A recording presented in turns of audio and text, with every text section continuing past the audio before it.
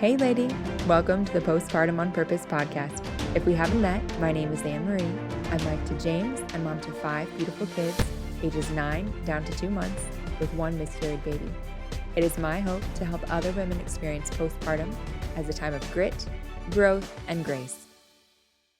This is episode 62. Hi lady. If you're listening to this in real time or close to real time, my, what a heavy week it's been. Mercy. That's not the focus of this episode today, but I just wanted to say that if you have had a rough week trying to make sense of everything in our nation and feeling a mixture of fear, sadness, conviction, courage, confusion, all the above, same, let's pray for each other and for our nation, shall we? Let's start today with free things like we have the last, probably 6 or 7 episodes. And the purpose of that, if you are new here, is twofold. 1, to expand awareness of the things that are in our lives already, for which we can be grateful. And then 2, to remind ourselves that we can live a full and meaningful life without breaking the budget. In this past week, I enjoyed a free cookie from Panera because they emailed me last week out of the blue that they missed me. And of course, I appreciate them missing me. I went and it was a $3 off your order. The kids and I went to the drive-thru in between my little guy's piano lessons and my daughter's occupational therapy. And we split that cookie because I didn't want to use more than the $3 they had. And that's exactly how much that it cost. But hey, a couple bites is better than no bites, right? That was a fun little thing that we did. That was the first thing. The second thing was getting a $10 Amazon gift card for taking a survey about baby care. It was through infant-care.org, I think, and I can't remember where I got the invite on it, but it's one of these that every couple months they send you a survey when your baby's 3 months, 6 months, 9 months, a year, I think up to 18 months maybe. Those were the free things, I think. Was there something else I wanted to tell you about? Or was that it? It seems like that might have been it as far as free things this week. Then I wanted to give just a brief update because the baby, Cecilia, is now 3 months old and some things have changed a little bit. I've done episodes in various aspects of our postpartum experience this time around. My postpartum experience this time around. And I just wanted to offer a couple of things that have changed over time. It's kind of in case that's helpful for you to hear about. One of them is that in several episodes, I talked about how our family dynamic was in flux. And all of us, except Cecilia, in some way had, you know how like kids have sleep regressions? It was like we had behavior regressions. I think as we just got adjusted, we'll continue to adjust, but especially in that first couple of months, we're getting adjusted to her. I have found in our family that up to about 2 weeks, we're in sort of a honeymoon phase. The adrenaline's high, everything's very fresh and exciting. There's lots of help, lots of food. Somewhere between 2 weeks and 2.5 months, we get cranky and impatient and needy and whiny with each other, with ourselves. That seems to be, at least here, just the way it works. We do the best that we can to get through that time. And I would say we are starting to gel now to get into our new routine as a family of 7 with 5 kids, and I'm grateful for that. And that's just something I wanted to say because we hear a lot about the different challenges, especially in the postpartum period. I'm not sure we hear as much about, and we're moving through that. And for that reason, I think it's important to bring it up, not to say, oh, we did it, go us, but just to say, hey, if things are tough right now at whatever age your baby is, that doesn't mean they're always going to be. You can hit your stride, you, your children, your husband, your relationship, your marriage, your family, all of that. And what was the other thing I wanted to tell you about that? I used to, when I first started the podcast, I used to write every single word out and then I would just read it to you, kind of like I was reading aloud a letter that I wrote to you. And then I've become more confident since then. And so I don't do that anymore. Now it's more just some notes about things that I wanted to bring up. But yeah, it's also late at night, usually when I record this, and having some written notes just jotted down helps me to remember what it is that I wanted to tell you when I was more awake and with it earlier in the day. The actual focus of today's episode is postpartum hair loss. You have probably found, whether this is your first baby or your fifth or your 10th, no matter what, you have probably found that somewhere around 3 months, your hair starts to fall out. And by that, I just mean your shedding picks up a whole bunch. That can be exacerbated because, especially towards the end of pregnancy, your hair is so thick, so shiny.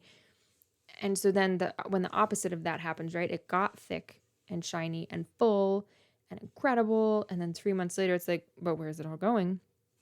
I just thought it might be worth it to discuss it. And I have found that even though I know it's going to happen, right? This is not my first rodeo. I still tend to be a little shocked when it does.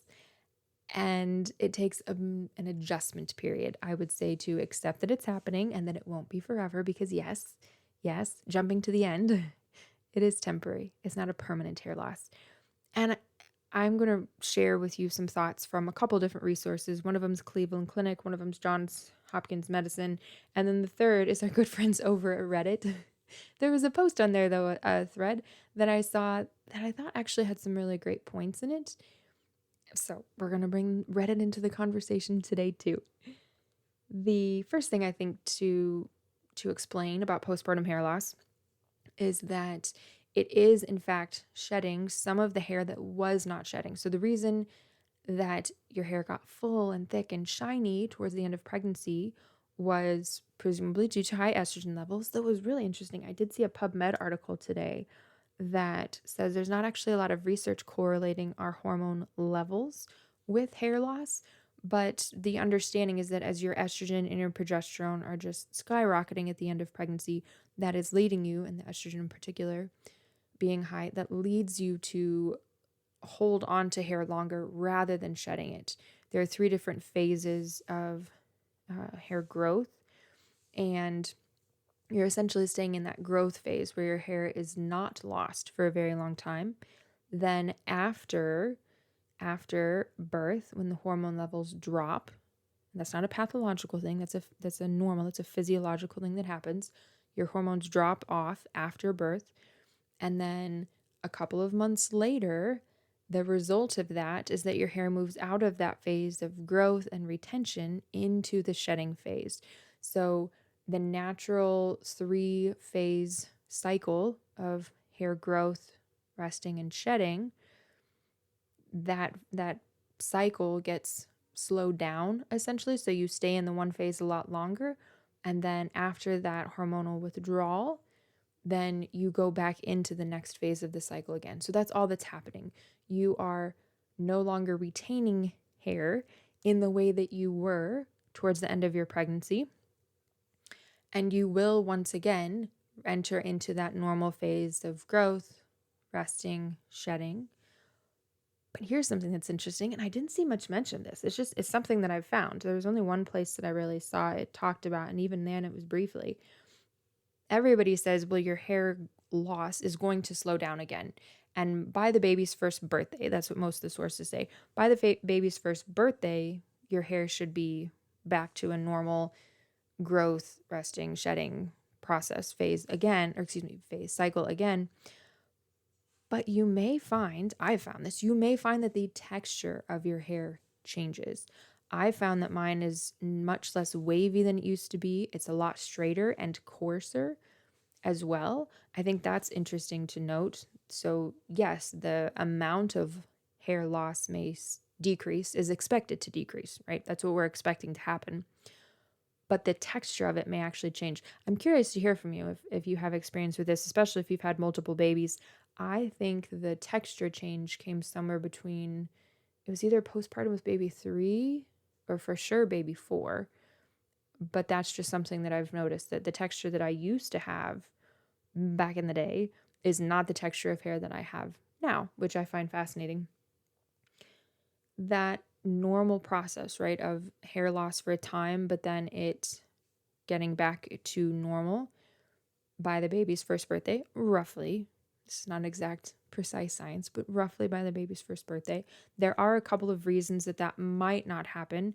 And if that hasn't happened for you and the hair loss does just continue to happen, there are a variety of reasons that could be. One of them is ongoing stress. Another one is nutritional deficiencies. That might be something worth bringing up with your doctor if you were to continue to experience significant hair loss after the baby's first birthday.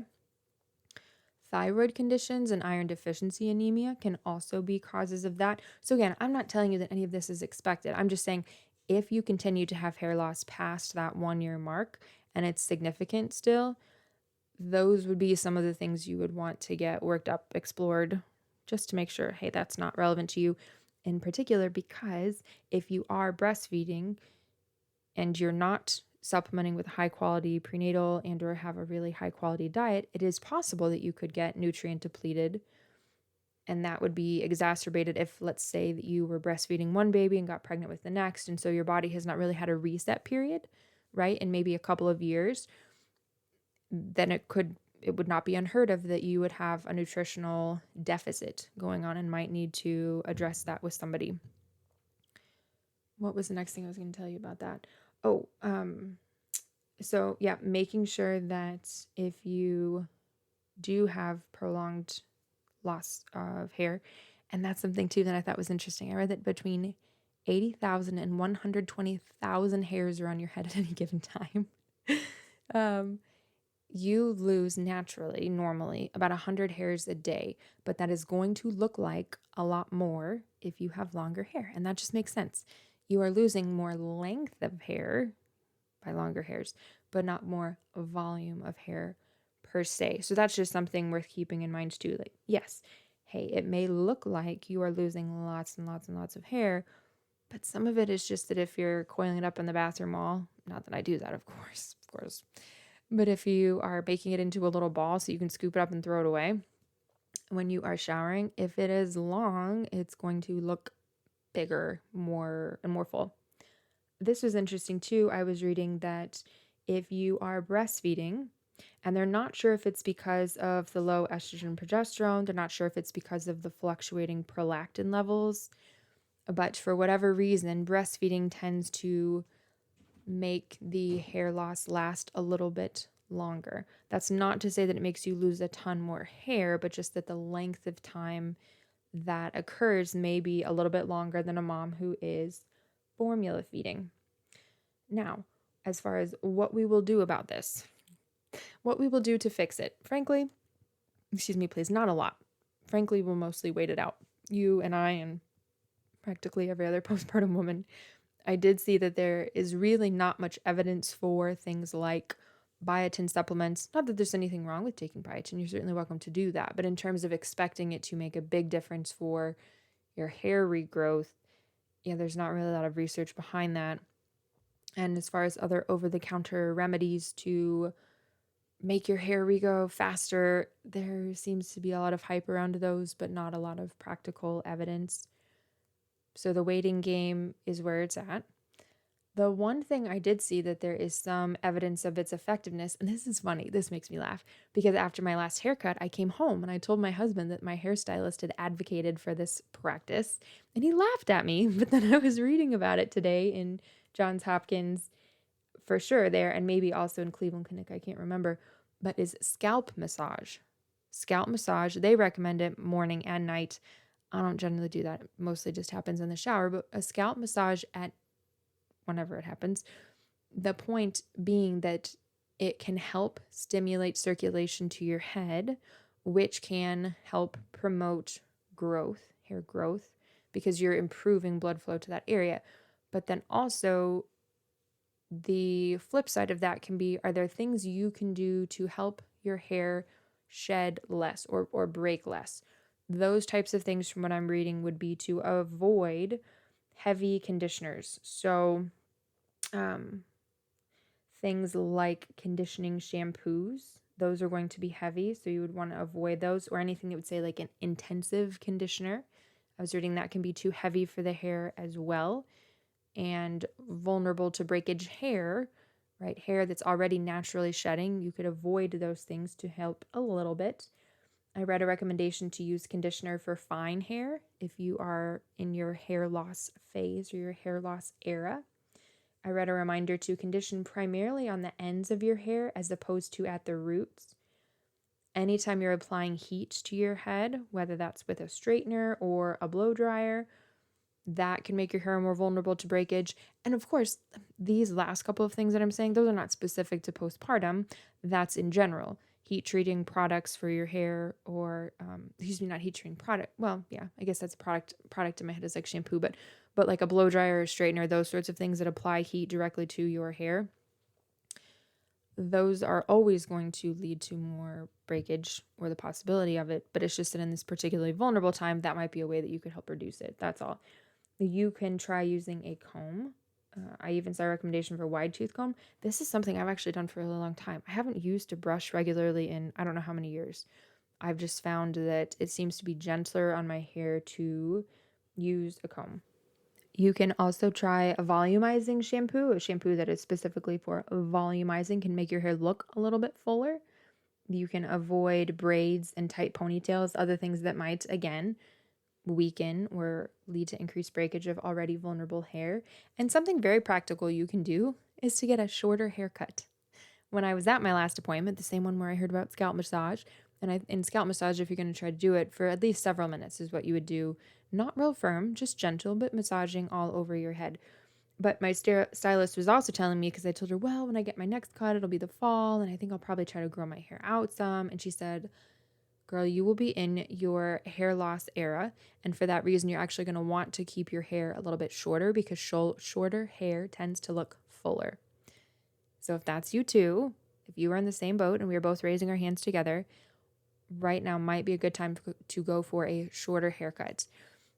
You've also probably found, if this is you, that you lose hair most in the front and on the sides. And the more that you pull it back, the more obvious, where you pull your hair back, the more obvious it becomes that, oh, she's thinning there. Again, not forever, but since it is for now, you might consider looser hairstyles that are not going to pull back and accentuate that thinning up through the front. You might consider head bands or something else that kind of wraps around or covers that particular area.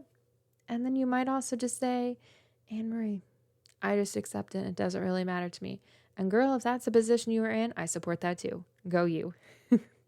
I think that's pretty much everything I wanted to say about postpartum hair loss. But yeah, I thought it was worth addressing because I do find that every time I'm waiting for it to happen and then it sort of picks up. And I noticed it about two weeks before 3 months. This time is when it started, and I'm full swing in it right now. Generally, it'll last a couple of months, and like I said, will culminate before or by the time the baby is 1 year old. I hope that's been helpful to you. Not a super deep topic today, but still one that I thought was worth talking about. Last thing I just wanted to say is I got brand new cover art for the podcast. I'm really proud of it. My friend Christina does professional photography, and she took newborn-ish photos for us when Cecilia was about 2 months old for our whole family. And this was the picture that's the new cover art. I'm really grateful for her work. She did a great job of Cecilia and I. And on that note, I would love it if you have not already rated and reviewed the podcast, if you would do that, because it helps other women to find this. If you found this a value-added podcast in your life, I'd love for you to help other women know more about it as well. Have a great week.